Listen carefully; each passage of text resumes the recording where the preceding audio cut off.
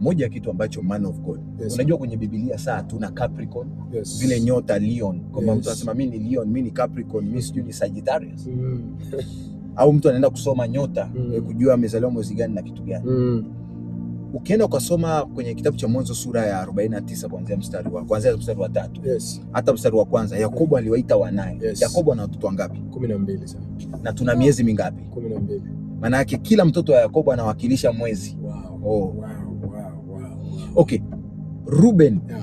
anawakilisha Januari. Yes. 49 mstari wa 3. Yeah. Angalia inasemaje Mwanzo. Biblia inasema Ruben mzaliwa wangu wa kwanza. Yes. Nguvu zangu na malimbuko ya uwezo wangu umewapita wengine. Ruben ni mzaliwa wa kwanza. Yes.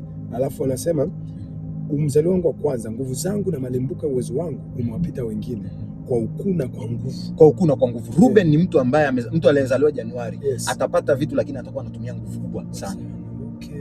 Wow. Okay, mtu aliyezaliwa mwezi wa 12 Disemba. Yeah. Soma, alizaliwa mwezi wa 12 Disemba. Alizaliwa mwezi wa 12 Disemba. Ambaye ni Benjamin. Yes. Biblia inasema Benjamini ni mbwa mwitu. Ni mbwa mwitu mwenye kurarua asubuhi. Yes. Atakula mawindo na jioni atagawanya mateka. Kwa mwezi wa 12 ni mwezi ambao watu wanakula wanatumia sana. Yes. Ni watu wanakutumia vile walivyovikusanya. Okay. Ndio Benjamin. Yeah. Mtu aliyezaliwa mwezi wa 12, yeye kazi yake unakuta ni mtu anayependa sana kutoa. Yes. Okay. Anapenda sana kugawanya vitu vyake. Anapata 10,000 anagawa, yani anagawa. Na ni rahisi kupata, lakini ni rahisi kugawa. Yes. Ni mtu wa kugawa sana. Kwa sababu ni mwezi ambao watu unasikia watu mimi naenda Moshi, tunaenda kula mwezi wa 12 wa Chaga, ni kwa sababu wamekusanya kutoka Januari mpaka mwezi wa 11. Kwa mwezi wa 12 ina sifa ya mtu ambaye hana tabia ya kugawanya. Kwa mfano nikuonyeshe mtu alizaliwa mwezi wa 11. Yes. Sawa, msome mtu alizaliwa mwezi wa 11 ambaye ni Yusufu sasa. Yes. Biblia inasema Yusufu ni mti mchanga. Yusufu ni mti mchanga na ni mti ambao unazaa sana. Yes. Lakini ukiendelea mbele anasema ni mtu ambaye maadui zake watafanyaje?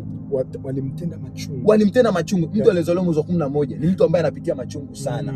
Atapitia machungu mengi. Lakini angalia sifa yake nyingine baada ya kupitia machungu. Biblia inasema lakini upinde wake ukakaa imara. Lakini ni mtu imara, haijalishi utampitisha kwenye machungu mangapi. Ni mtu ambaye it is hard to break.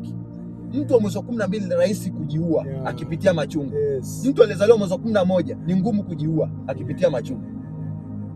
Kwa mfano ukitaka kujua huyu mtu ni kiongozi, ni watu wa mwezi wa ngapi? Ni watu wa mwezi wa 4. Msome Yuda amezaliwa mwezi wa ngapi? Mwezi wa 4. Na Yesu ametokea kabila gani? Kabila la Yuda. Na Yesu amezaliwa mwezi gani? Mwezi wa 4. Mwezi wa 4. Simple. People should come to church, sir. People should come to church.